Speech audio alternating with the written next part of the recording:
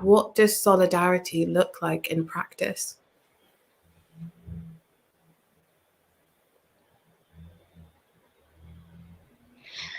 Okay, well, the short answer perhaps is that it involves understanding that struggles are linked, that you cannot have, for instance, gender equality without having race equality or caste equality, or that you cannot have sexual emancipation without addressing class structures. And so I think at a very fundamental level, it involves understanding that, and I think perhaps this goes back to your point earlier, Annie, about siloed identities, that there are no siloed identities, that my struggle, let us say, for gender or racial equality is intimately linked up to another person's struggle against caste or against environmental depredation.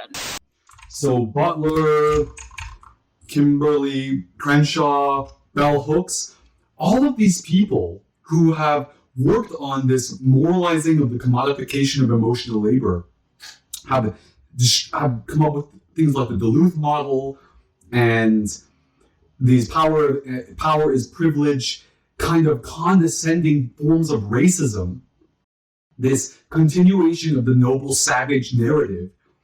They all isolate themselves within an ivory tower and then give out universal proclamations, decrees that all other institutions need to follow. You know, in this book, Jameson's, Hegel is coming back for good reason, right? Hegel is continually being evoked on one side, and on the other side is John Stuart Mill and Gramsci, Hegel and Althusser on the other side. This form, and it depends on how you read these people as well. In this book, it talks about how there was a time when, and I'm definitely going to be doing a video analysis on this book, amazing book. There was a time when the kings didn't have something called a right of counsel, right? A right of counsel is to be able to be critiqued from the nobility's perspective without getting your head chopped off. Right now, we are living in a guillotine, cancel culture, cut off culture society that has moralized the commodification of emotional labor, something that Ayn Rand was trying to do, something that Milton Friedman was trying to do, but they failed. And instead, they wrapped up their commodification of emotional labor, which isn't really the problem. It's the moralization of the commodification of emotional labor that's problematic. They wrapped it up in Marxist, Engelsian, Gramscian gift for us, the left, and they basically destroyed our solidarity. Because you think that the CIA is not well read in this kind of thing? I had the conventional liberals' view of the CIA as a right-wing incendiary group, and I was amazed to discover that this was far from the case, that they were enlightened, liberal, nonpartisan activists of the sort who characterized the Kennedy administration, for instance. The CIA is especially well-read. The KGB is especially well-read. And the Chinese intelligentsia, they are especially well-read on this stuff too.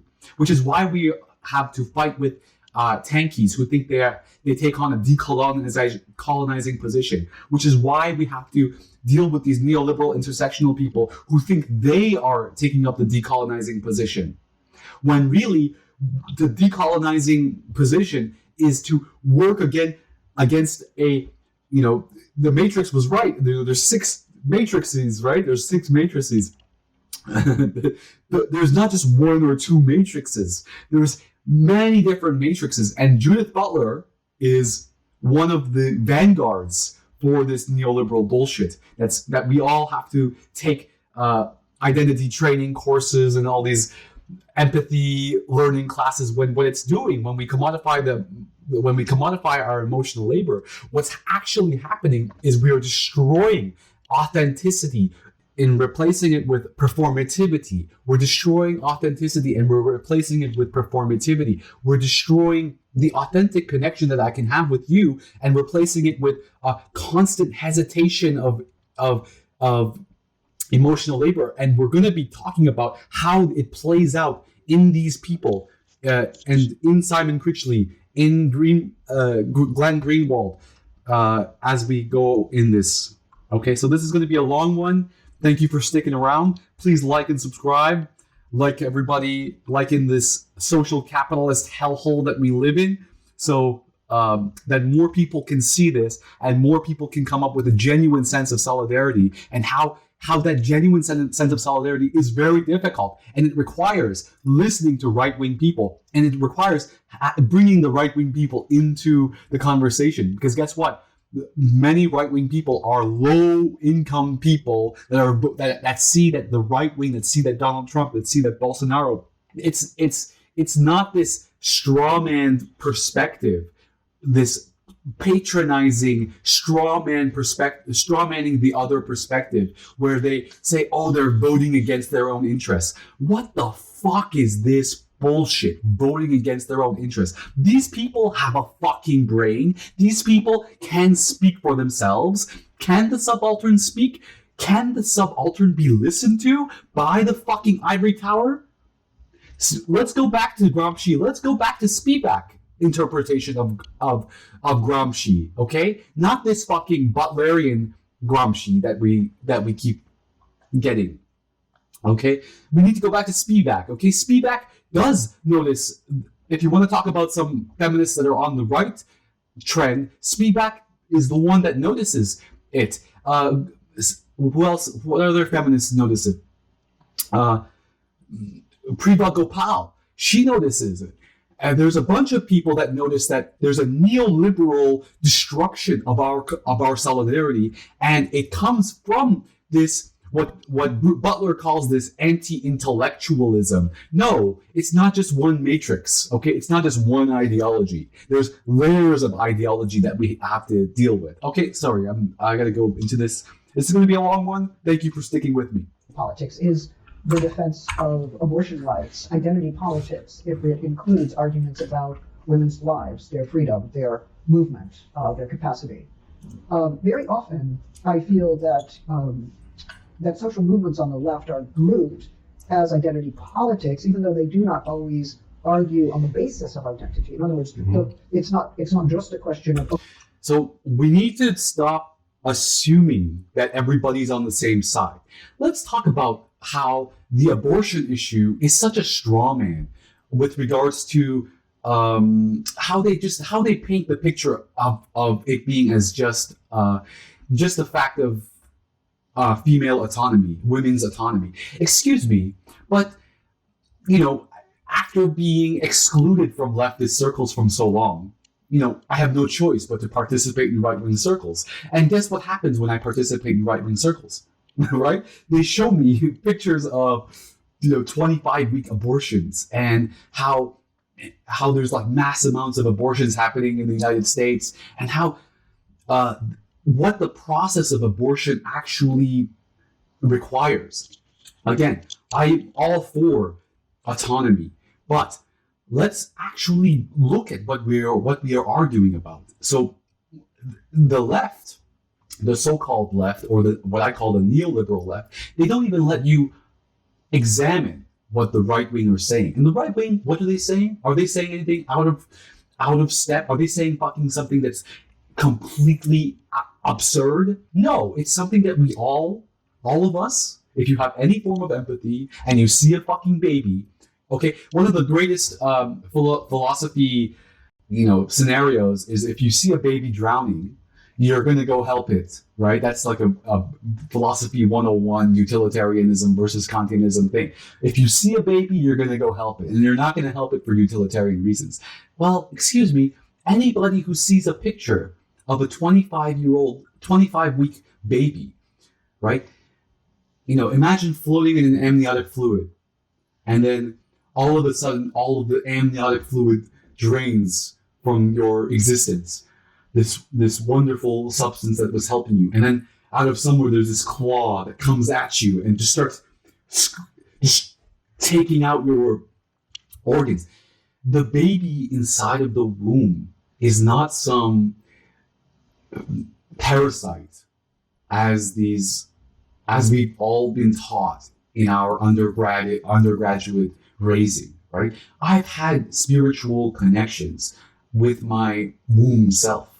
You can do that, and that's actually part of my decolonizing process. One of the big, revelations I had was this dream about being inside the womb. I don't think it was a dream at all. I think I actually connected, and it's psychedelics and all this. I don't want to get into that, but it was a really mind-opening experience being inside of the womb in my dream, in my projected dream, whatever it was. If you think that I do think it's a memory of myself, but we all have that connection, and the connection, the communication that the mother has with the baby in the womb.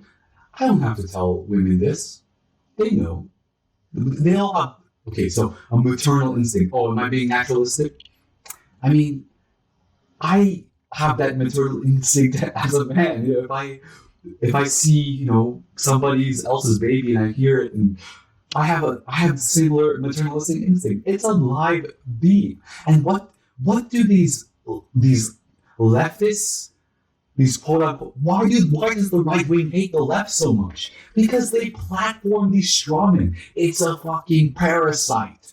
Women's autonomy. I'm not arguing that that we need to force women to have babies, but we do need to really, if we're going to be intersectional, right? Let's really pay attention to what it's like to be a baby in the womb.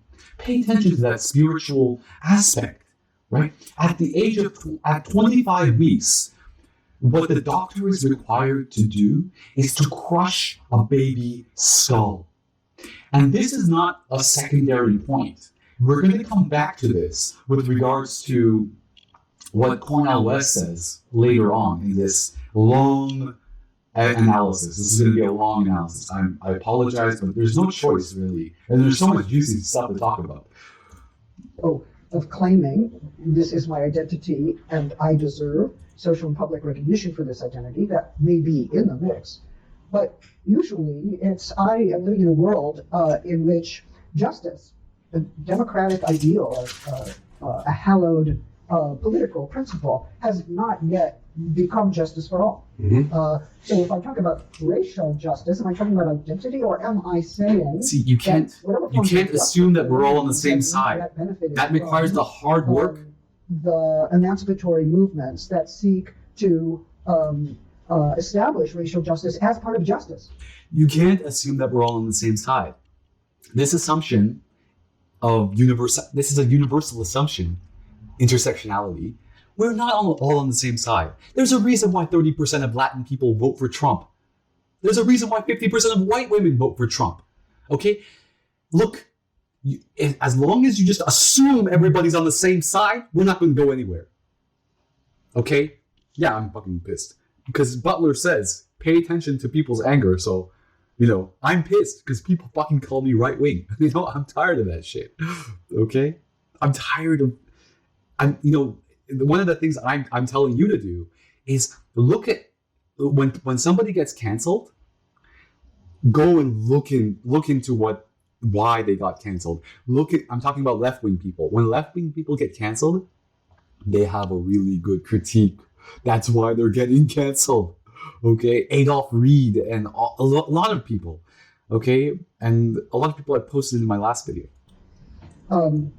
Maybe racial justice becomes something else, or gets relegated to a position of identity politics because it questions something about the abstract idea of justice. But maybe what it's questioning is who's included in that abstraction and who's not, and how do we get to the place? Who's not included in that? Who's not included in that? Is it the poor people that are voting for Trump? Are they included in that?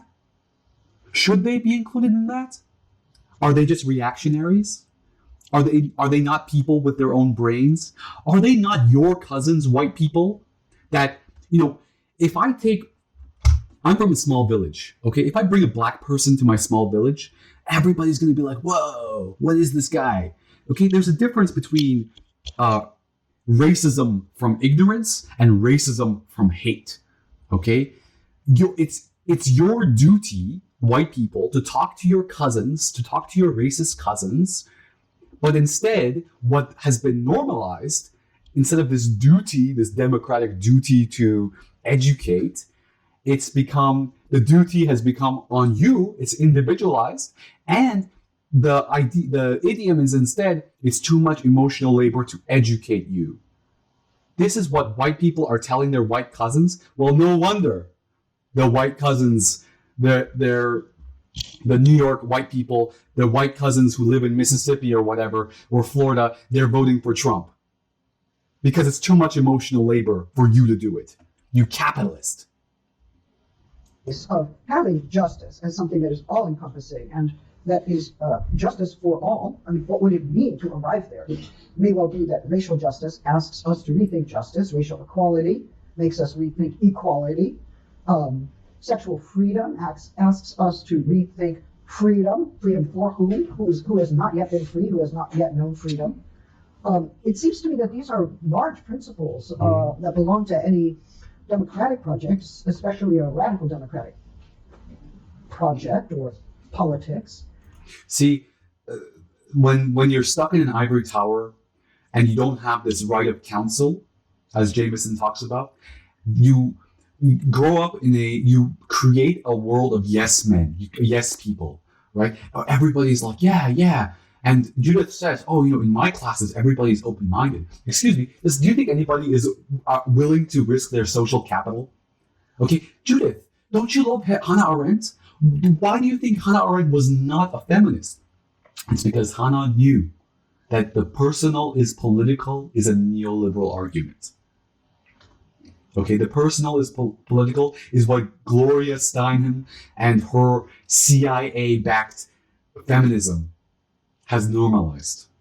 And that we are most often talking about rethinking freedom, equality, and justice, making it stronger, making it more encompassing, making it more substantial, less abstract, and less exclusionary. So that doesn't strike me as a particularism, like, here are all these identities, they're struggling for their particular interests, they're taking away from the common good, they're taking away from a universal frame. Boom. See, Judith is an intelligent lady. Person, one woman, whatever. She's I don't even know, because I was told the other day that lady is a controversial term. Judith is intelligent. She can recognize the very problem at hand. She just says, I don't think. When you moralize the commodification of interpersonal relationships, what happens is that all of our interpersonal calculations, we don't, and she's going to talk about this in terms of John Stuart Mill later. What we do is we take away from the public sphere. The public sphere as a whole loses when we all start turning our interpersonal relationships into capitalism. The public sphere as a whole loses. Google wins. Uber wins. All of these technological ways of exploiting mass amounts of surplus labor, they win. These corporations, they win. And what do the liberal left, so-called left, neoliberal left, argue? They say, Google, Twitter, these are private platforms, and they can decide what kind of speech they can have, instead of arguing that the internet itself, what we used to argue, what Aaron Schwartz was all about, what was the true revolutionary potential of the internet, was that the internet itself is a public space. Those tubes and the wires underground, or however the fuck the internet works, that's a public space. But you see, the neoliberal left, they are the ones who argue that Twitter is a private space. And it's the right wing that's trying to say that, no, marketization cannot come into our families. No, marketization cannot come. Why is it that the right is taking up the position of the working class? There's a good reason for it. Why don't you listen? Listen. They're taking away from a larger sense of politics. No, I think Yes, they a are. larger sense of politics that's being identified as exclusionary. Judith is There's a fighting whole her. rearticulation the- of those. Judith is still fighting the evils of the 80s. Okay, we're way past this, Judith. Judith, Butler, and all of these people, they're fighting something that's long been dead. Basic principles. So they are justice projects, freedom projects, and equality projects. And when we dismiss them as identity projects, we're clinging to an older ideal and not looking at the exclusions it has made, the effacements on which it has proceeded. And we're holding to a status quo that actually does need to be radically challenged. Now, You people, the judiciary has changed. The psychology has changed. Who controls the status quo? It's the academic elite, not the. It's the neoliberal academic elite, not the fucking the so-called reactionary right-wing underclass. I have one other point as part of my introductory remarks, and that's the following. The largest, most influential, We all and know this dangerous point. version of identity politics that we are living with in this world is white supremacy. That And is you identity. are, That is you, the defense of Judith, excuse That me, is- Judith, you are the vanguard for that without realizing it. Okay? the defense of whiteness as superior, the defense of whiteness as the norm, as that which doesn't even need to be marked as part of the norm. Identity politics breeds more identity politics. When you get people to be essentialists, then people will be essentialists. When you call people Nazis, they will become Nazis. Okay? You don't need a brown man to tell you that. And the neo-fascist trends we are seeing, the hyper-nationalism we're seeing, the border violence, the border closing, the border violence that we're seeing throughout Europe, these are racist projects of states that are very often promising to their people a restoration of white supremacy, a defense of white supremacy against racial and ethnic and religious diversity. And I mean, the whole concept of religious diversity is so complicated, and it's something that, and I'm going to be talking about that with regards to Luhmann versus Habermas debates and Luhmann versus Derrida debates. I'm going to be talking about that. This is another key. This is actually the productive conversations that are happening within the discussion that Habermas is happening, and I'm going to be critiquing Habermas. This is integral. This kind of ideal of religious diversity. We need to be examining that. It's not something so simple. Habermas has written how many fucking books on this topic? It's to just rainbow wash intersectionality over religious diversity. It's just as bad as assuming that there's something like the Islamic left who just agrees with gender politics, or that native populations agree with gender politics, or that Islamic left can agree with the tankies, or all of these real complications are just being wiped away with this cognitive behavioral therapy. Sorry, Cornel West, but you're contributing to that a little bit. I love Cornel and I love his politics of positivity, and you can see Cornel and both Critchley are going to be they give much better philosophical tidbits to Judith to try to understand her own complicity within the system. But Judith just can't do it because she's just so immensely drowning within all of these idioms. She's unable to critique her own position, her own ideology from the outside. That's why you need right-wing people in there. That's why you need right-wing people in the circles. That's why Zizek has discussions with Sloterdijk.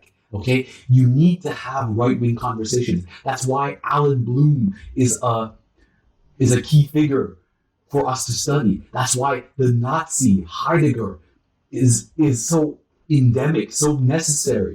That's why Foucault is against himself. Why Foucault cannot, Foucault can't agree on anything in himself. That's where conflict is necessary. Conflict is a ritualistic offering towards a public good.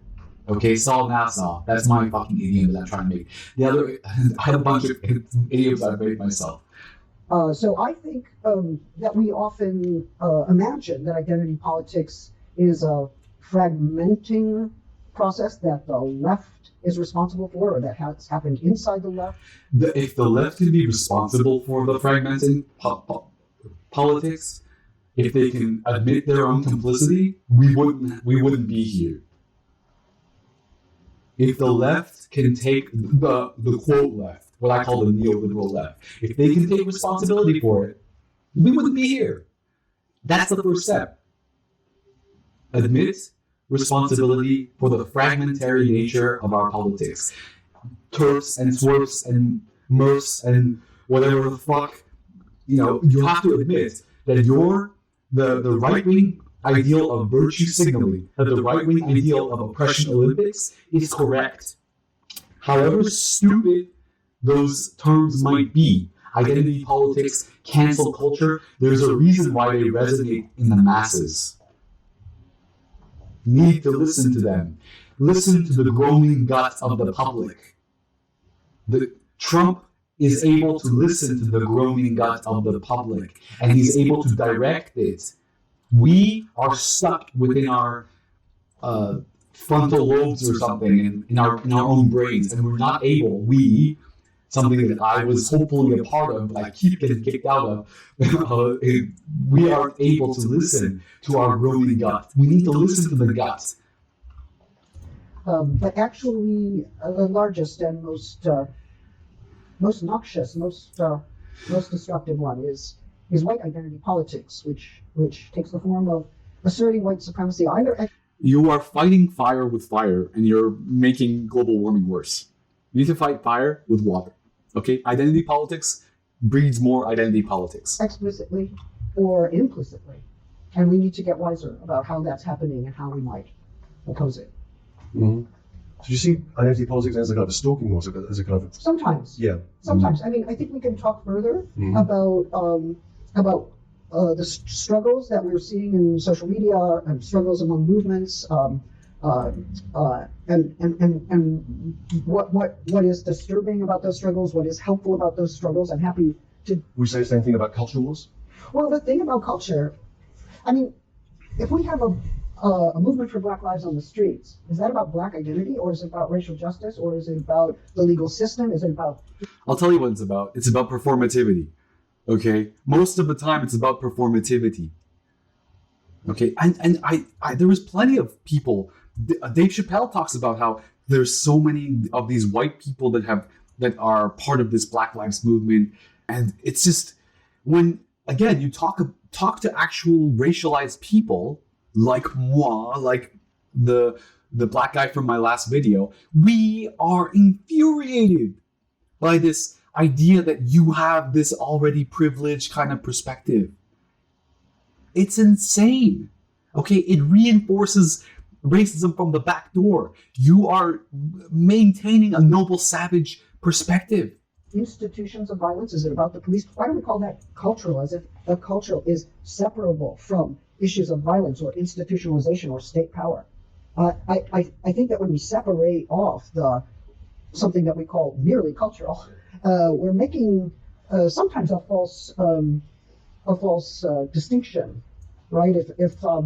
If trans people believe they should be able to walk the streets of any street in Poland or any street in Hungary or Brazil without harassment or arrest or violence or potential criminalization or pathologization, are we talking about identity politics that, those are cultural politics that belong to trans people? Or are we saying, hey, this is public space. This is a public freedom movement. So, my friend, Judith, when you moralize the commodification of emotional labor, you've already killed public space. There is no public space. The public sphere is dead. We're not able to have conversation. Okay? Nobody on the left disagrees with we need to give space to trans people, except, guess who? The TERFs, right? The TERFs who operate on the same principle of the moralization and the commodification of emotional labor. Look, let's take a moment just to understand both of the trauma here. Yes, trans people have their own trauma, but the TERFs also have a trauma. They are afraid of the phallic object, okay, in their space. And that needs to we need to have at least some form of empathy for that TERF perspective. I'm not a TERF, okay? Or the SWERF perspective about how we can't commodify sex and love. And look at what's happening with regards to the anti-romanticism movement, okay? That regards romantic culture, the romance as a form of patriarchy, or love as a form of patriarchy, or romantic sex as a form of patriarchy, or has a vestiges of patriarchy. No. Okay, please just listen to the perspective that's completely outside of you. Whether you're a TERF, you need to listen to the trans experiences, and whether you're a trans activist, you need to also take a moment, take a deep breath to listen to the TERF experiences. Because that's what it means. That's what it means to participate in public space. But instead, we do this oppression Olympics kind of thing, which is a completely valid right-wing criticism of what's happening, right? I was, again, as a male feminist, I used to be, in the middle of these two groups of people, they're fucking yelling at each other. It's like, hey guys, I was taught to listen to women. Please, everybody stop yelling at each other. Why are we all on the same side? During Occupy, it was quite simple. We knew who the enemy was. It was the 1%. And the first strategy of the establishment was to send cops and undercover cops that would fuck anarchist chicks, and this kind of they would have long-term relationships within the anarchist community, and that was their first aim. But then they soon realized they can use the ideology itself against itself. And that's what's happened in the last 10 years or whatever. Through the streets, that's a public freedom. Take back the night. Was that just women's identity? Is that cultural thing? No. This is actually about being able to move freely. There is no public space anymore. Everything is privatized. You started with Twitter. Bodies in public space and what our substantial freedoms. There is no public space. Society is organized either to let us exercise that freedom or to stop us from exercising that freedom. If someone says, "Oh, that's merely cultural or purely identity," I'm thinking they're not listening. Yeah. Who isn't listening here, Judith? That maybe it's important to mark three different categories that have come up so far. One, I suggested there's a right-wing or reactionary or conservative or smug liberal dismissal of identity politics as fragmentation, and I suggested that who's the smug liberal? We need to ask whether white supremacy is the largest and most destructive form of identity politics, and also is it true that what's being labeled identity politics is identity politics, or are these radical movements for justice, for equality and freedom? And then it seems to me that Glenn has also given us now a second way of thinking about this.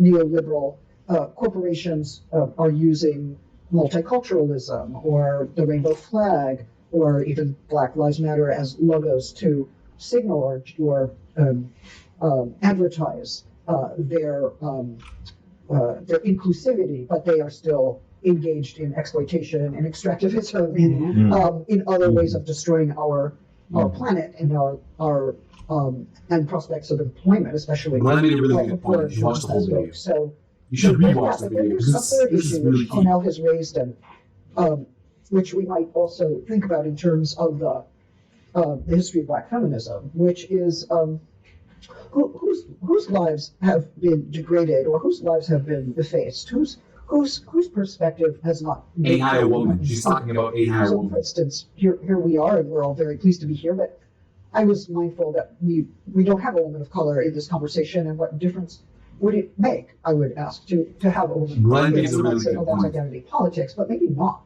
Maybe this kind of exclusion is a patterned one. Maybe we could look at many institutions in which that exclusion is taking place, or where intellectual dialogue is assumed to be taking place against among men of color and queer folk and well-meaning white people. But we don't have that perspective here. Now, it's not a single perspective. It's a whole history of positions, and anybody who reads in Black feminism knows that there are lots of struggles and conflicts and different ways of proceeding. But one thing Angela Davis has always asked us to consider is when you're invited to be included in an institution, it could be a corporation, it could be an educational institution, it could be a government post, you have to ask yourself whether that is the kind of institution you want to be part of or not. Inclusion by itself. So yeah, Angela Davis is great. But the problem here is that what was linked in my last video was that when there is a grant incentive, when there are social capital incentives, the sociopaths rise up in these institutions. They do anything for grant money. They say whatever rhetoric they need to say. Look at my Carrie Bourassa video. Okay, Carrie Bourassa is not an isolated incident. Okay, as we see, these identity politics become sociopathic in themselves as a group, not just in the fact that they sift through. The classic version of this is the dirty hands argument of politics. Go search the dirty hands politics of problem of politics. It's reemerged within identity politics in a very interesting way. It's like the dirty, glittery glove of politics, what I call it, the glittery glove of politics, the clean, glittery glove of politics that is sociopathic, narcissistic. And these are the people that rise up the ranks when you ask them, should I be part of this institution? Yeah, they don't give a fuck. That's why our correctional facilities, that's why carceral feminism is the norm today. That's why they are using this intersectional rhetoric to send millions of men to maximum security prisons, men who have, the most minimal problems in their interpersonal relationships. They're sent and looked at with the same vehemently terrible perspective that we look at murderers and other terrible people who are in prison today. It's insane. Okay, carceral feminism becomes the norm. Okay, so when she says inclusion is not adequate as a goal, that's not really the problem here. The problem is more exclusion. It is exclusion of dangerous ideas, like how intersectionality fails to deal with incommensurability, how just assuming that Muslim lefties disagree with Chinese tankies or agree with Chinese tankies. How many forms of Native American tribes have solidarity with gender politics? Okay, let's ask the real questions here. Okay,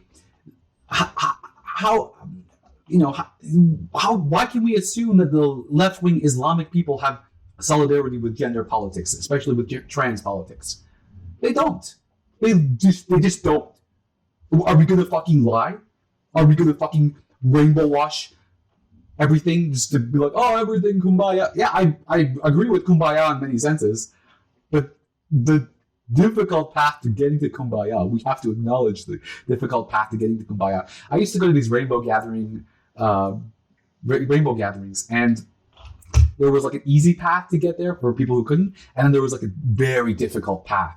And we would all take the very difficult path to get to the rainbow gathering, because it required us to go through like mountains, and there were like these signs, and that was amazing. The rainbow gathering was really awesome. That was the kumbaya there in the rainbow gathering was amazing to get to. But the only way to get there was through this crazy hiking path. We were all naked, and it was amazing. So, unfortunately, all the hippies are dead now. So, how people who think that everything is performative are disagreeing with those who care about authenticity. That's another difficult conversation to have. Performativity versus authenticity. How intersectionality itself is not free from bias. If you think intersectionality can be free from bias, this is called a blind spot bias. Google it. Okay? There's no getting away from the blind spot bias. There's no type of intersectionality that is not biased. And the worst part is, you assume that your intersectionality is not biased, but then you have a universal admonition onto everybody as well. How the moralization of the commodification of emotional labor has destroyed participation in the public sphere and solidarity, and how we need a place where we can discuss these conflicting narratives, these conflicting historical traumas without resorting to this politics or power as privilege. My trauma, my historical trauma is more important than your historical trauma. I was a slave for 500 years and you were only a slave for 50 years. This kind of fucking bullshit. Okay, we need to stop that. We need to learn from other people's, any history of slavery, study of history of slavery that doesn't, makes you cry, and of course makes the power of privilege, the intersectional perspective really powerful, the prescriptive intersectional perspective powerful. You understand the Afro-pessimist perspective. First, you have to understand the Afro-pessimist perspective. But once you've done that, it's time to overthrow these rules that have been placed upon us by undergrads. Okay?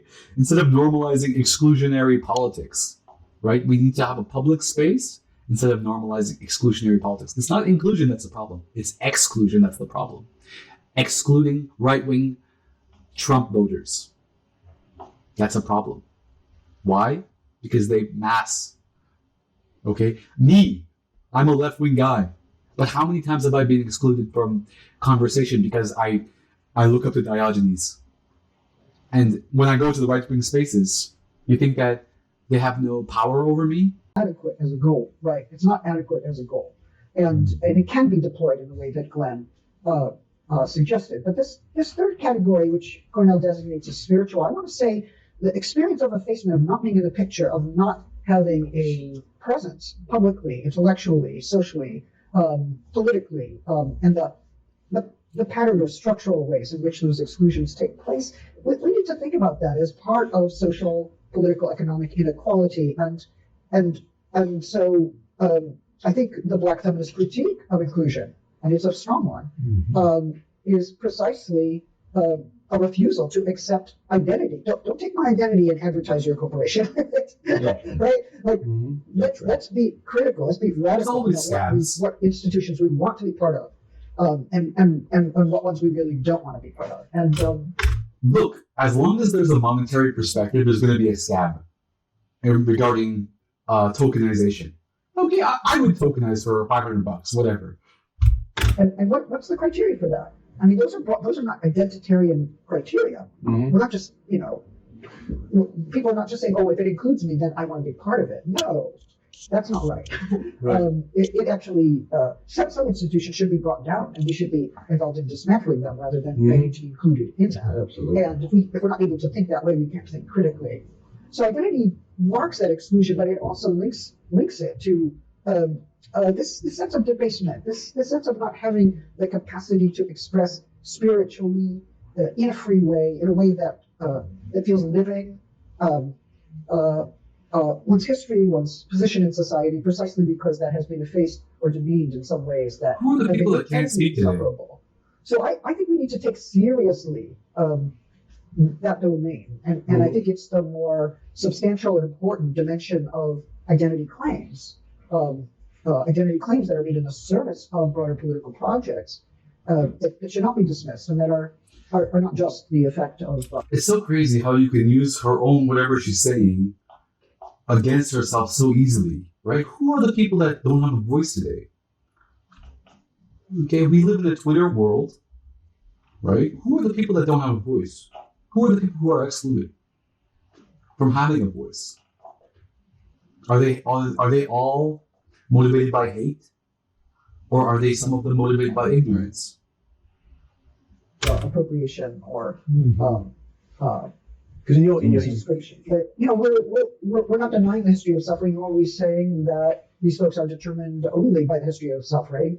But it would be wrong to face that in the name of some kind of neoliberal agency that is attributed to them. No, their political power, their political movement emerges from the suffering. It's like they know where it came from. They know how it's being continued, and they struggle and gather, and they also. So why do the left know but the right don't know? With any number of groups that are also struggling against corporate power or brutal prisons or state violence, or the failure of states to intervene when there is violence against women, trans people, LGBTQIA people. So I want to suggest that sometimes we hear that a group just defines itself as a victim, but even that moment, like defining your victimization. I mean, the definition of that victimization is already an assertion of a life that has the power do groups to define themselves as a victim, or are they taught? Does that victimization get made into identity itself, or is it part of the process of repair, demanding justice, demanding freedom? So I wouldn't want to take That's what prescriptive intersectionality is all about. Political vocabulary that takes vulnerability or victimization out, or even suffering out. I think we actually People don't recognize their own victimhood. of all that. They're There's also taught. that acknowledgement to be in the service of radical transformation. So it's about making it dynamic. And also, we haven't really talked about solidarity, but I do believe that expanding solidarity. What's solidarity? Expand solidarity. You have to include empathy for Nazis. It's difficult. Itself and reinstall white men at the helm. Nobody wants to reinstall white men in the helm. Nobody on the left. Questions into secondary or tertiary. They're never gonna win. They're never gonna win. I mean, Because even class. Judith is okay. This is another point that I'm going to be making. Judith has so normalized platforming strawman in her life that she just argues that the left wing, nobody's going to win if they're going to put white men at the helm. Nobody wants that. Nobody wants to do that. Who wants to do that on the left? Who wants to do that? Even class goes across color. Like, how is class lived as race, right? We have that question. How is race lived as class? Paul Gilroy taught us how to, and Stuart Hall, they insisted, and intersectionality within Black feminism insists on that kind of questioning. So we need to actually open up to new social movements and to hear what they're saying and to find ways of linking if our movements are going to be transnational and fulfill radical ideals. And also, we haven't really talked about solidarity, but I do believe that expanding solidarities is the future of the left, quite frankly. And if some older left wants to retrench itself and nobody wants to do this at the helm and make a variety of oppressions into secondary or tertiary, they're never gonna win. They're never going to win. I may, it seems to me, Glenn, that you demonstrated why the idea of formal inclusion doesn't work. That formal inclusion could be infinite. We could keep, producing categories of people who've been excluded, and then we would be all day trying to include them. And that form of inclusion strikes me as a display, a kind of advertisement of multiculturalism. It's not necessarily Performativity. Why doesn't she use the term performativity? Thinking about the history of social movements or the future struggle that we have before us to counter all the destructive forces that we are up against right now, and there are many. But what if we took a different attitude, like, I wonder who in the academy has written on identity politics and culture wars, and who has some things to say about this? Well, maybe Kimberly Crenshaw has. Now she's going to list all the carceral feminists. We have an incredibly interesting perspective, or Except Gina Dent. maybe Christina Sharp, or maybe Gina Dent, or She's any not number carceral. of people would come to mind. Kimberly Crenshaw is a hardcore time and has carceral saying feminist. published and are invested in this. Now, on the one hand, we could say, they should be part of any conversation like this because we need a Black woman. Anxious, white anxiety. That's not the point. The point is that we can't have the conversation we need to have without people who have thought about this, who bring a different kind of history and perspective to it. So, I agree with you that there are. You can't bring in people from the ivory tower manipulative and say and false forms of inclusion, which is why inclusion itself is not the ultimate goal. Right. But I also think that what we call identity is sometimes a point of departure for thinking about our history, and also a struggle against effacement, a struggle against degradation, and a struggle to exist. You can see Now, Critchley and you don't exist when West. it's called the right name, but you stand a chance of existing more than him. See, Critchley and West have a response to everything that Butler is saying, but they cannot speak because their social capital is on the line. These are established men, right? Only me, someone who's not established, can actually call out this bullshit. This is the dangerous time we live in. And Critchley's my professor too. If you knew about the backstory behind all this stuff, it's very interesting about Simon and all this stuff. I'm not going to get into that. I'm just saying that people with social capital cannot challenge this. They can only give little tidbits like they do. Or if you call the right name. Greenwald has already been joking about, let's learn how to call each other the right name. Critchley was almost that would be a very narrow idea of politics. Then we would just be offering kind of narrow linguistic recognition wherever we go. On the other hand, if I've never called the right name, that doesn't really work, or someone doesn't recognize something fundamental about my history and situation in the world and just calls me a human like any other, I'm like, that human never included me. That human might be part of the problem. And I would imagine that Cornell's humanism So is really you follow universality when it confirms to your biases. Of the human that have come down to us because they have never been, because the human has worked in the service of the very effacement we need to overcome. So are and you. I'll just say one last thing. It's like, I agree with you that white supremacy will never be adequately described by the term identity politics. At the same time, how do we describe that defensiveness? Like, this world is mine. Yeah. This world belongs to me. It always did. If you look at Zemmour right now in France, right? He's putting out these videos. He's running for president.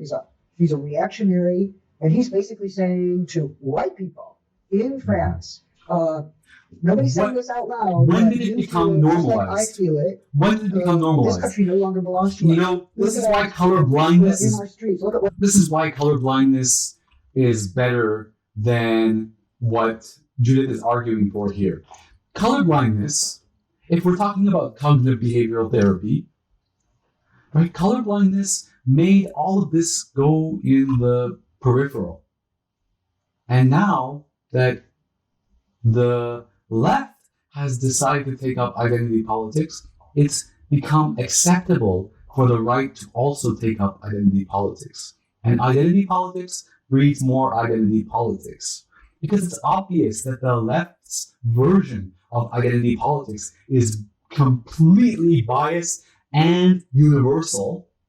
This biased universal identity politics. What do you think that's going to do? It's going to create another form of biased identity. It normalizes that it's okay to do this. It's okay to play the race card. And guess who has the most amount of race cards, right? Who has the Uno race card? Right, so it's a really strong petition to white nationalism and to a sense that whiteness is a prerogative to own public space and to have. Once again, why do we even assume that public space exists when it clearly doesn't? There is no more public space anymore. Why? Because we turned public space into a war zone. It's always been a war zone, but at least there was a time when we would have debates in universities, right? And I was part of this movement that would, go and yell at Jordan Peterson or whatever. Itself reflected exclusively in public space. Now, I want to say that is a kind of identity fascism, identity nationalism that basically wants to have the world reflecting its identity and to expunge all elements that interfere with that exclusively white reflection of that self. So criticism works for both sides, for all do sides. the work of the description we need. I agree with you, but it is an identitarian politics, which is why one of the groups that goes out and pushes migrants back to North Africa or lets them drown in the Mediterranean is called identity. Yeah, That's a right-wing, white nationalist group. But what's the difference, though, my dear sister, between calling identity politics as opposed to monstrous tribalism? immoral nativism. Here we get to a key point. It's situated into the larger history. I mean, the age of Imaginary. Europe itself, Yeah. 1492 to 1945. Yeah.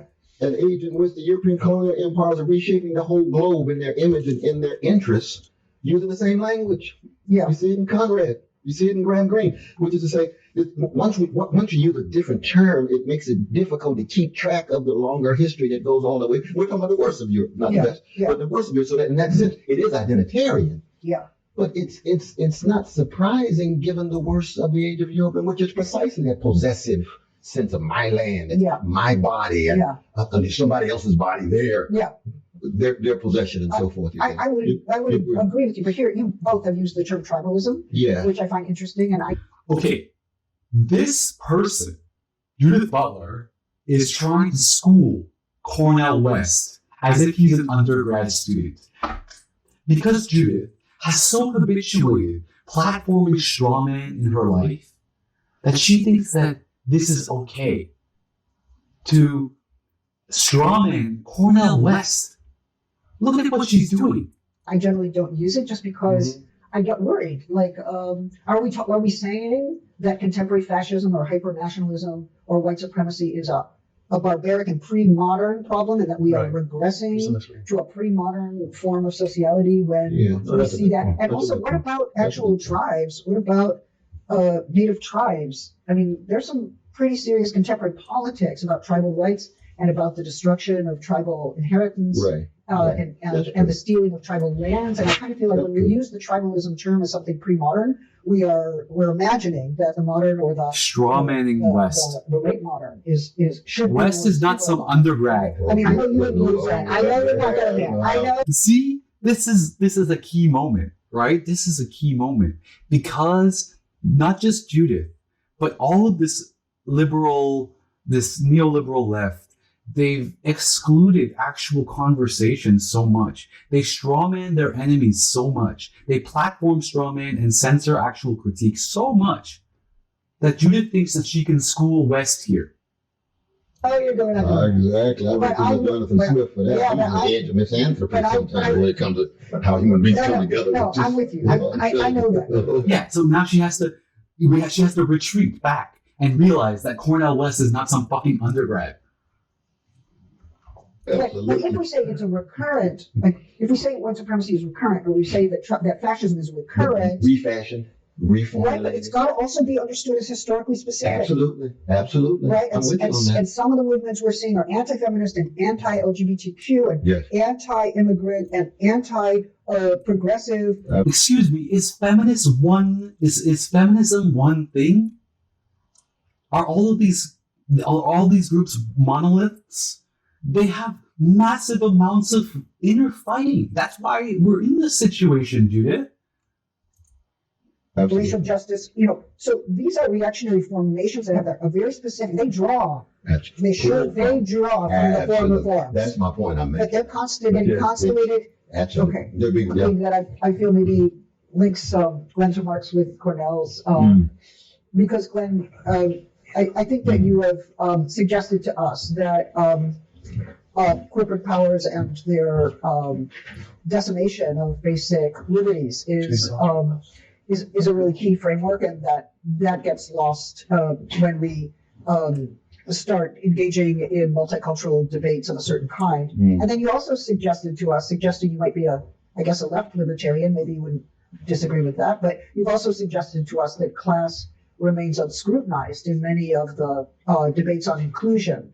And that it's extremely important to remember that. And class now, I guess a third point would be, class now has to be understood in terms of neoliberal elites and the production of and circulation of neoliberal elites within universities and within the media, suggesting that the diversity problem is not the one that we've identified and may need to be thought about differently. At the same time, I think that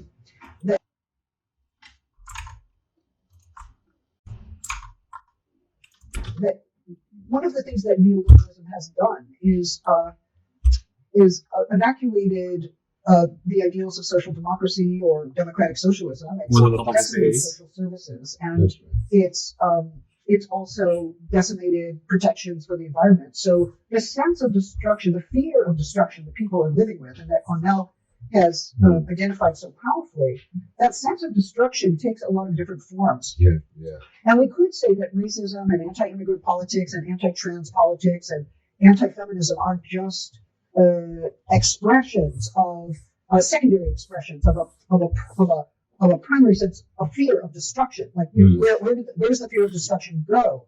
Are people misidentifying the gay families as the force of destruction? Are they misidentifying gender as a source of destruction? Are they misidentifying Black Lives Matter or trans rights? I mean, or migrant rights? You know, and we could say all that is secondary or even epiphenomenal. But I think that might be too quick, because it is true that we are all living with the fear of planetary destruction. There's just no question about it. And what are the forms that takes? We could say that that the racism we see is an expression of that, but maybe we have to think more carefully about that conjunction, right? That anti-migrant, anti-gay, lesbian, anti-feminist movement, as it coincides with or interlocks with a neoliberal economic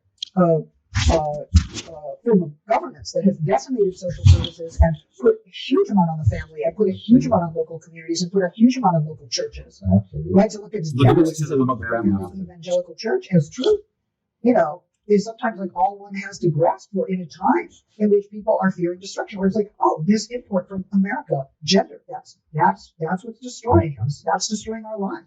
Like, well, but how do we think about that intersection? And I think we need a more textured analysis. I don't think we can go back to this is the real oppression and all this is secondary. Stop surrounding the people who disagree with you. You know, what's the articulation? How do we describe it? And the left has failed because we on the left have been unable to put forward a vision that seizes the imagination and heart. Here's where Cornell tries to put some thinking and trying to put some complicity. Think about your complicity, Jay.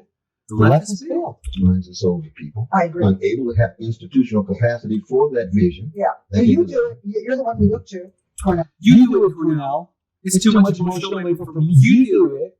This kind of bullshit idioms that have normalized in our everyday. That's the idiom that's killing everything. Why do I focus on idioms so much? Because they're uncritically thought. They're rituals, right? Socrates would question everything, but he wouldn't question his daily ritualistic idioms that Hero uses. You know, not all classics courses are taught to communicate the message that the great ideals of our civilization are to be found in these texts. In fact, many, you know, people teach classics in order to think about war, to think about slavery. I mean, the great work of Moses Finley on ancient slavery was part of a classics class that I took early on. The whole question of how can you constitute a democracy when women are not part of it and foreigners are not, and they're the so-called barbarians who don't speak proper. Okay, well, why aren't foreigners why aren't women in our politics? Let's ask that question. What's the question, actually? Well, I've answered this question before. It's because men are expected to risk their lives to defend democracy. And why do we not include foreigners? Because our Greek state, we can't have Persians voting in our Greek state, city-state, because then they'll vote for Xerxes to be the authoritarian leader. Why can't we have women? Because women do not put their life on the line to defend, or are not expected to put their life on the line to defend democracy. What they are expected to do, and this is one of the great, is to create babies, and those babies are supposed to die for democracy. They're supposed to create men to die for democracy. The whole point is to defend the democracy, right? Why aren't they? Is it because of some innate hatred of women? Yeah, I mean, the Greek societies have that, but as long as, you know, and this is why we revere, there's like stories where the last Persian women who fought against Islamic invasion, or the women who stood up against the men by having sexual sexual union to stop the war. These kinds of things, when women do put themselves, when women do put their lives on the line, they're revered, because that's what we need in our society. Instead, what have we done? You do it, Cornell. It's like, you do it. I'm just too busy, being the vanguard of this bullshit. You have to realize that it's these idioms that are killing us. Proper language, because they're speaking another language. See, she keeps responding to the old regime that's long been dead. The old regime is dead. The Alan Bloom, all of these guys, they're all dead. Who are you responding to? Okay, we're all liberals now. Okay, it's gives us a condensed framework for thinking about very fundamental questions, including grief, rage, murder, forgiveness, the relationship between law and justice. But also, let's remember that, Antigone, a play that's important to all of us, really, now is restaged on the rubbles in Palestine where homes used to be. Like, we get to reappropriate those and let them speak to another audience. Like, there's a Kurdish appropriation of Antigone. There's several in Latin America. There was one in Mexico that was lamenting the killing of women. Like, these Zizek's reappropriation of the neoliberal understanding of Judith Butler's version of Antigone, that's the best example of this, right? Go and see the post-apocalyptic lecture on Zizek. I'll post it. Production in Roman's Island. There you go. I mean, but these texts don't belong to the left or the right. We need to actually appropriate them and let them speak for what we need them to speak for, and to let those histories resonate. So, I mean, I'm all against the idea that, these are the great texts of Western civilization and they contain the values. Nobody says this anymore. Who said this? Steven Pinker? No, but they do produce condensed scenes of strife and conflict that allow us to have broader conversations. Well, they're one of many. The people like Otto Quayson have written whole books on the post-colonial and colonial appropriations of tragedy for revolutionary purposes. So we need to remember that these are resources among many, right? Not the only one, not the most important, but they are resources among many upon which we have to draw, and people have drawn for really important purposes. So now I'm going to go back to Foucault against himself, the book I'm going to. And I think that a lot of this stems from Freud being against himself too. And the point that I've already made, but I'm just going to reiterate, is that there isn't just one matrix. There isn't just one of these Enlightenment ideas that we need to fight. I mean, Critchley said it again before all of this stuff. He said that the Enlightenment has within itself always a criticism within itself. From the Persian letters to Adorno, there are many matrices, and it would be incredibly naive if you think that the CIA is not well informed on intersectional politics. I mean, the Chinese KGB are well read on intersectional and decolonial politics, such that they are positioning themselves and creating what is, if you don't know, they're called white monkeys. White people who defend the CCP. White monkeys out, like young and naive undergrad tankies who don't realize that, who think that they're taking on an anti or decolonizing position, who don't realize that the CCP is the worst colonizer today, is the worst form of colonizer today. The CCP has learned from the colonization of white people, and they are back with a vengeance. They have learned from Western colonialism, and they know how to do it way better than the CIA, or maybe way better than the CIA. The CCP is dangerous. I study the Chinese language. I love the religion of Confucianism, and I think that the West has a lot to learn from Chinese, and we should pay attention to these ancient civilizations. But the CCP is not part of the ancient civilization. And even with all of my ideas about how it is our duty as democratic citizens to learn from one another, when I call out the CCP, in the so-called privatized public sphere of social media, I'm called racist for talking against the CCP. I'm called sexist for saying that the TERFs and the SWERFs and the SMERFs need to talk to each other and stop moralizing the commodification of emotional labor and stop playing the power equals privilege oppression Olympics and stop seeing that one group's trauma is more important than another group's trauma. We need to listen to our collective trauma. So it's not just as easy to just appropriate classical text for revolutionary purposes, especially when Zizek appropriated neoliberal bullshit to that about Antigone and made it way more radical. Because it's not just one matrix we're combating here. We are fighting the CIA, which has created layers and layers of matrices. We are fighting KGB and Chinese intelligence agencies. This is the truth, right? Read Surveillance Capitalism by Zuboff. Read Bernard Stiegler's Taking Care of the Youth of Their Generations. All of these institutions are more intelligent than the raving undergrads that destroy conversation in public spaces in the universities. The people that are Stalinistically prohibiting the conversation about prohibition itself.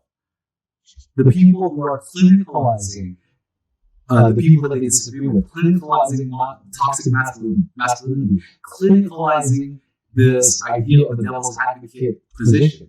And you can see here, look at how unsure of herself she is here. She doesn't really know what she's talking about. She doesn't understand that there's contradictions within her own what she's saying. She's kind of realizing it sooner or later. Hopefully, Judith, get out of this.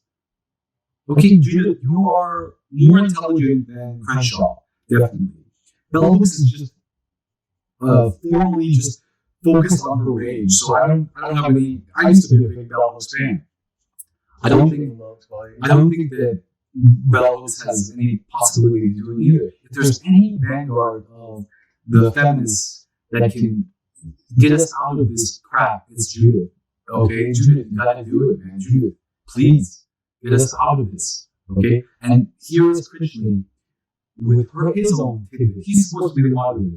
He has a little bit of a tidbit here that we can listen to. Internal contradiction and strife. And there used to be at the University of Essex when I was a student, and then see, Critchley points to how there is no movement without its own contradiction and its own strife. And then he points to Hegel. There's a good reason why Hegel is being brought back. A teacher, and this was subsequently scrapped. There was a course called the Enlightenment. There was a critique of the Enlightenment. It was kind of the Enlightenment through the lens of Western Marxism and Adorno, and you see how every Enlightenment text is a shadow text, right? Montesquieu's Persian Letters, Rousseau, you pick everything is split, everything is divided. Here we have a picture of what Hegel would call self-alienated spirit. Was this idea that in so many of our societal sectors, certainly journalism, I think academia, though I don't want to speak authoritatively about it on a panel of two people who work in academia when I don't, but it's certainly my impression in lots of other places, there has been a lessening of the ability to engage in dissent, engage in this kind of discourse, in a way that's constructive. And I, have loved the last couple of hours of being able to have this conversation about fraught topics. You see, Greenwald is, first I'm going to say two things about this. First is that Zizek radicalizes this Greenwald perspective about just that there's no constructive conversation happening, because even the prohibition itself is prohibited. We're not able to talk about the prohibition itself. That's really dangerous. That's Stalinist. Okay? And then Greenwald, what he does is this truly empathetic person, as a truly empathetic person, he's not doing this performativity. I think he's doing it authentically, which is thanking people for their time that they have put into this. This is a pop psychology idiom that has been normalized in our everyday relationships now. But here is my critique of this ritual. Okay? This is in fact part of the moralization of the commodification of emotional labor. This constant thanking people for participation. I'm Canadian, and as a Canadian, we're always saying sorry for everything, even though we don't have to say sorry. And here, I think it's a similar case. We don't have to thank people for participating in this. It is their democratic duty, especially if they are the vanguard of a certain perspective, to participate. It is your democratic duty to learn about the people that you disagree with. Okay? It is your democratic duty, white people, to go and talk to your white cousins who are voting for Trump. Your New York white people who have cousins in Mississippi, instead of saying it's too much emotional labor to educate you. This commodification of emotional labor, this moralization of commodification of emotional labor, normalized by the discipline of intersectional feminist psychology, right? This is why Glenn has to say thank you. Oh, thank you. There is no need to thank anybody here. Okay? It is your duty to participate in public space. It is your duty to put your life on the line, to put your social capital on the line, which many people here can't do. Okay? Because it's stuck to their livelihood. This cancel culture is connected to your livelihood. It is your duty to recognize the neoliberal complicity of your position, Judith. And that's, if we can't do that, if we can't get rid of this cognitive behavioral therapy, which is really helpful for many people, right? But it's invading. The only people that actually care about hesitating are the people that weren't sociopaths in the first place. Do you see what I'm saying about how we sift out the people who actually care? And Judith does make a point with regards to this public duty when she's talking about the pandemic and your public duty to wear a mask or get vaccinated. I'm not going to go into that because I don't disagree with it. This is a question for Judith and Agamben to debate. And I think that here also we need to listen to that right-wing fear. Okay? There is something correct, and Agamben has gotten canceled because he listens to that right-wing fear. Because he's saying that this is a state of exception. It's going to get worse and worse. And it kind of is. Okay? Agamben is going to be seen as right in 10 years from now if this shit doesn't end. If this shit is used to justify other shit. Just like how the Patriot Act was used to justify more shit today. Okay? Carceral feminism and the Patriot Act are allied. Three people who in our careers have often spawned a lot of controversy, much greater power in their hands too, to censor and to keep citizens locked down or quarantined and in obedience. And I definitely worry about the long-term implications of that, while obviously acknowledging that COVID is a serious health crisis. Yeah, Agamben here. Interesting. I think maybe we do have a disagreement. I'm a little bit more skeptical of personal liberty these days. I think I was always on the side of personal liberty. I'm not so sure what the personhood of personal liberty is, and if that's does this apply to sexuality and abortion as well?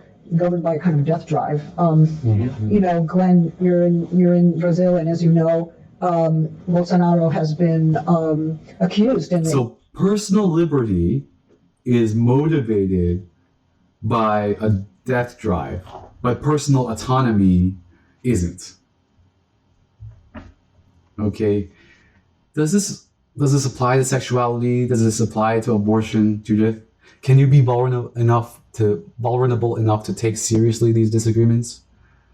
The International Criminal Court, if I'm not mistaken, of crimes against humanity, because he has failed to implement health policies that would have saved many people's lives.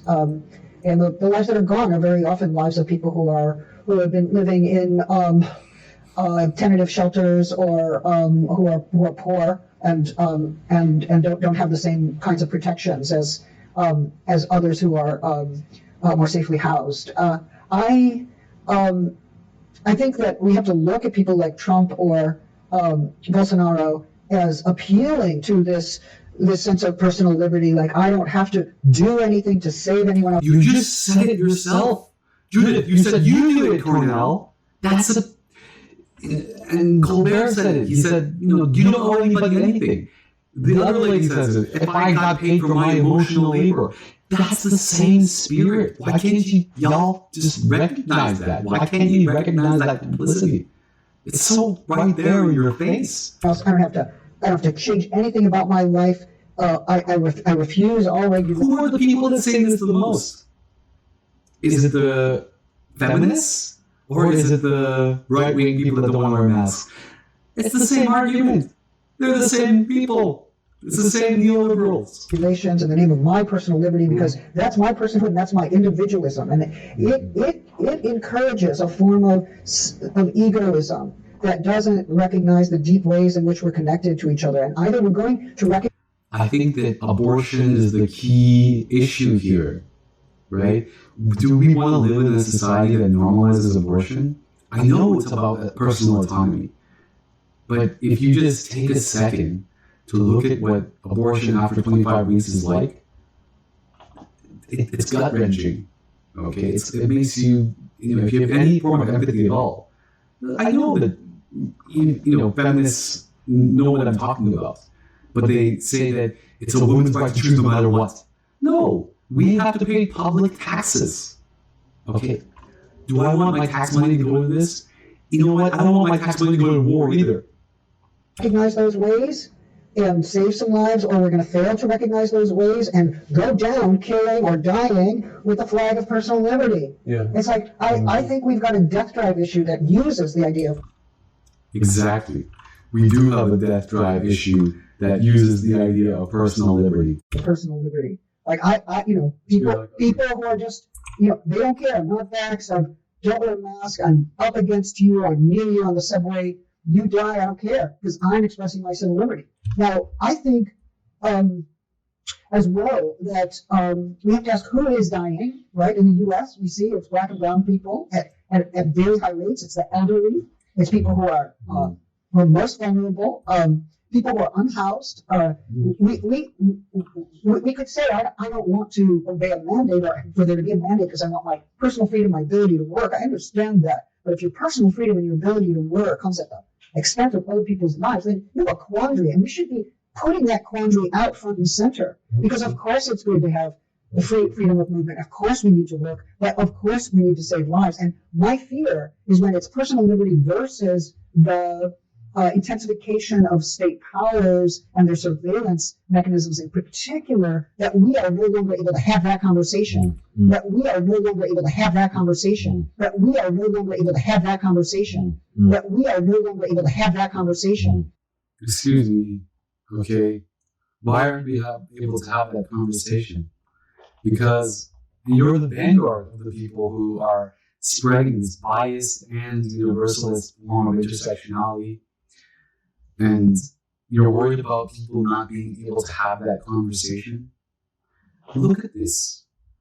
Inability to admit to complicity, inability to see their own contradictions, standing up for personal liberty when it goes with your narrative and going against it when it comes against your narrative.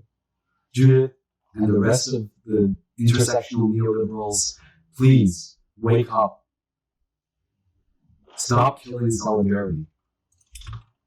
Like, put both values on the table. See, that's exactly what I mean by licentiousness in terms of the ways in which personal liberty language is mobilized for licentiousness. Yes. This is John Stuart Mill. You got a harm principle. Yes, you do have a...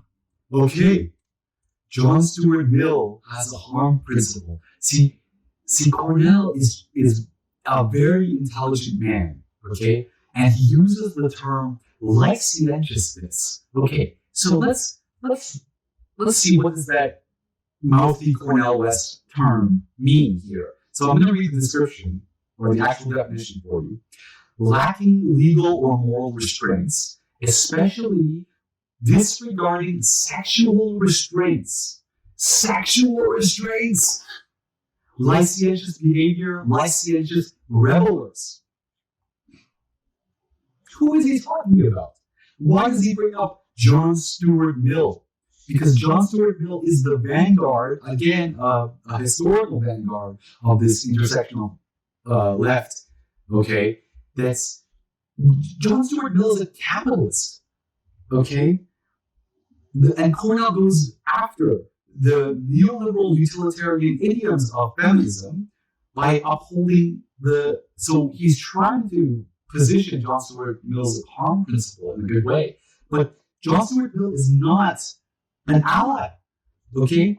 He's a utilitarian at the end of the day. And why do all these feminists, they keep bringing him up? The guy's a fucking capitalist, okay? He's always been a capitalist, okay? Maybe he's a Keynesian or whatever, but he's still a fucking capitalist. There's no Marxist bone in John Stuart Mill. I feel like the Gramscian left has retreated to John Stuart Mill and the Althusserian left is retreating to Hegel. But John Stuart Mill is a fucking evil positivist, sorry, my positivist friends, utilitarian.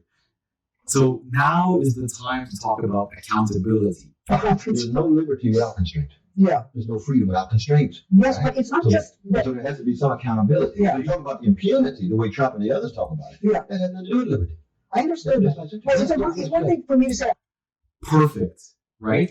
So that, I think this was the best critique of Cornel West, right? He came out against John Stuart Mill here, or he positions John Stuart Mill in an interesting way.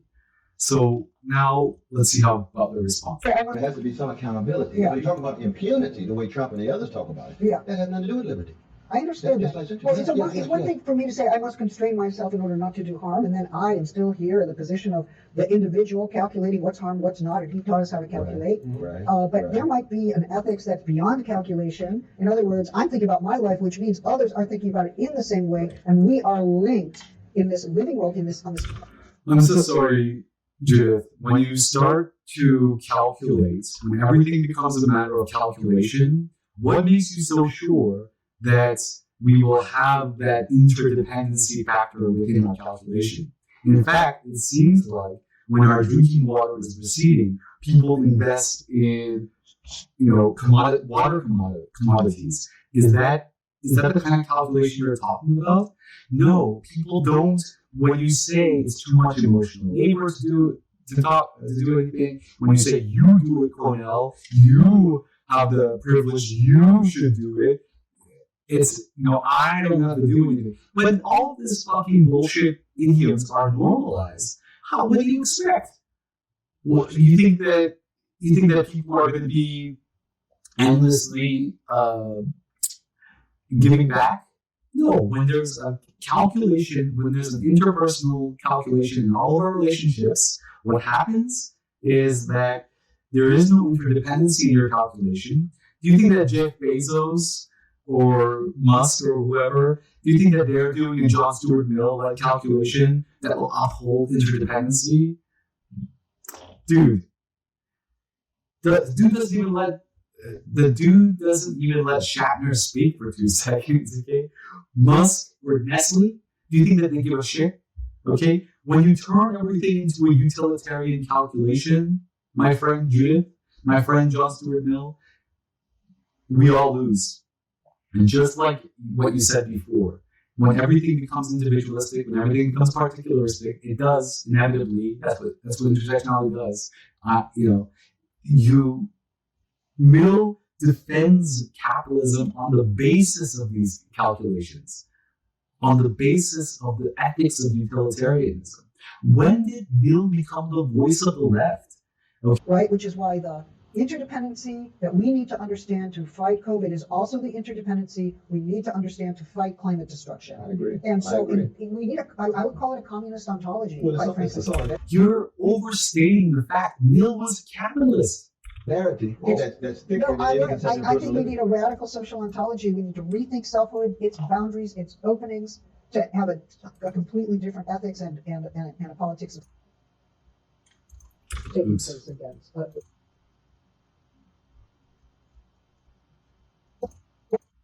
On this planet, right, which is why the interdependency that we need to understand to fight COVID is also the interdependency we need to understand to fight climate destruction. I agree. And so I agree. we need I would call it a communist ontology. Well, quite it's frankly. a solidarity that's thicker No, than I any conception of think personal we liberty. need a radical social ontology. We need to rethink selfhood, its boundaries, its openings, to have a completely different ethics and a politics of care. So I'm pushing against the personal liberty folk right now. Is she? Sorry, I know that's extreme. Can I- Is the defense of abortion rights, identity politics, if it includes arguments about women's lives, their freedom, their movement, So she aspirations to. So she defends personal liberties when it goes with her narrative, but doesn't defend them when it doesn't go with the narrative. Recognize your complicity, okay? Abortion, your power to give life and breathe life into this world, that's a responsibility. That's a question of responsibility, not a question of autonomy. Do you have just like you have to wear a mask because you believe in interdependency, the ability to give life in this world, this idea of sexual freedom of liberty, is the same as the idea of vaccination freedom. Why can't we see this? To have your own point of view on Sartre and de Beauvoir, I'm afraid I do have strong views on that issue. And probably was less open-minded than I should have been. I guess I still want to just come back to where I began with the question of caricature, like wokeness or cancel culture, or being so rooted in your identity you can only talk to people, or countenance the views of people She's so used to strawmanning people. who are just like you. And sometimes, certainly we all see bits of that in our world. We see most of it, I think, on social media, occasionally in the classroom, but most of my classrooms are actually more open-minded than that. Are you sure, Judith? Do you think that people, not only is that a survivorship bias, or whoever is coming to your classes already agrees with everything you're saying? Do people that disagree even come into your classes anymore, Judith? Are they invited? Do they feel invited? What are you doing, Judith? What is this? You've surrounded yourself with people, with like-minded people that agree with everything you say. Yes, men, just like the kings of the past who don't have any right of counsel. And then you're like, oh, well, they are open-minded. There's not a lot of canceling and calling out. There might be some hard questions. There might be a demand to be heard. Mm-hmm. But even people who speak from their location and their history, saying, listen, you need to hear from me. I come from this history. I come from this colonized region of the world. I come from this history of violence. They are addressing someone who is not themselves and not like them. They actually want to be heard, and that mode of address might be the Levinasian moment. It's an ethical demand on the other to listen up, to allow your frameworks to be challenged, to live with the discomfort of a challenge, to hear the legitimate claim in somebody else's angry voice. So I think we need to give each other. Yeah, let's listen to the legitimate claim of the other's angry voice. A little more space and have a different kind of listening practice, so that we can revise the conceptual and political frameworks that haven't been working for a whole lot of people. We can't just clutch them like, oh, they worked for so long. Who are these people? They're fragmenting. They're deviating. Like, no, maybe they're actually asking you to revise. Yeah, who are these people that are fragmenting? Are they right-wingers? They just point their fingers and there's just no sense of complicity here. There's no sense of... From a position of privilege, doesn't losing privilege. It means losing the presumption that your way of looking at the world is the universal way of looking at the world.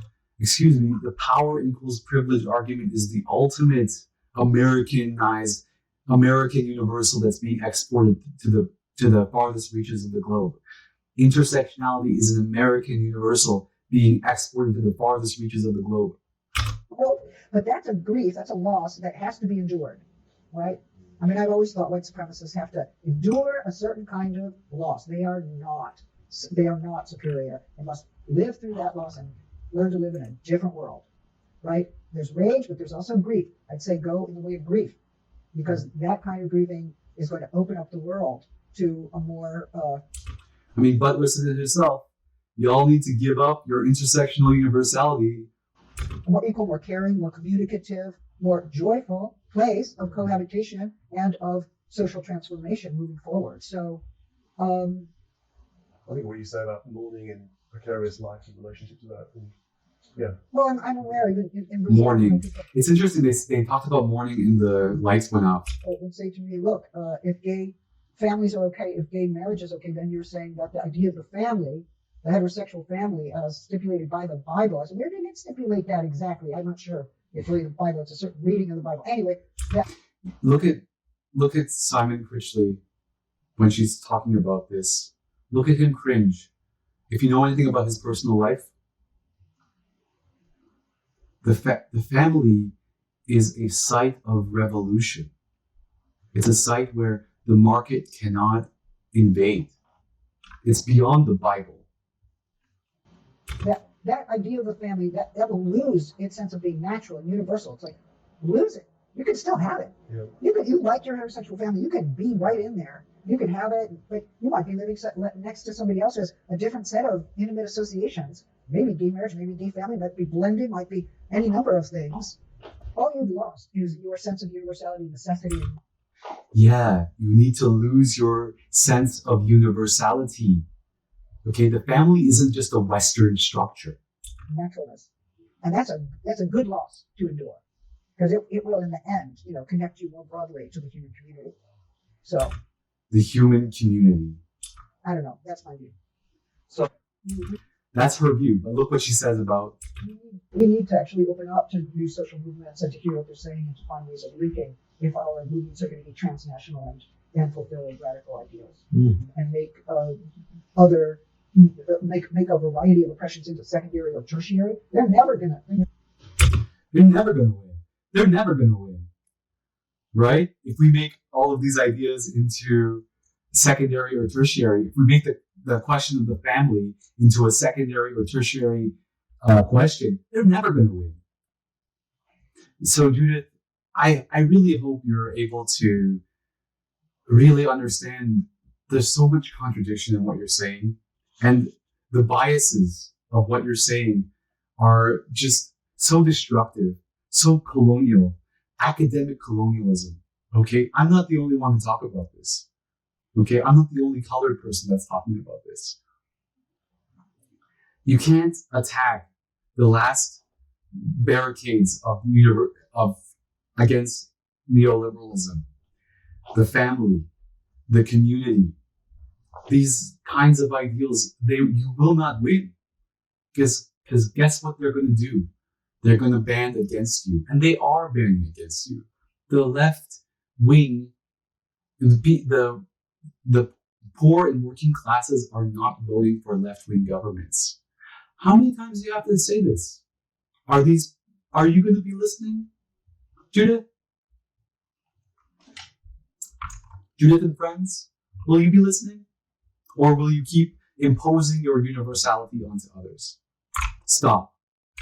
Stop with your colonization and stop calling people who you disagree with right-wingers. Start being a little bit more inviting. All right, thank you for listening. Although I'm not going to thank you because it's your fucking duty. Bye.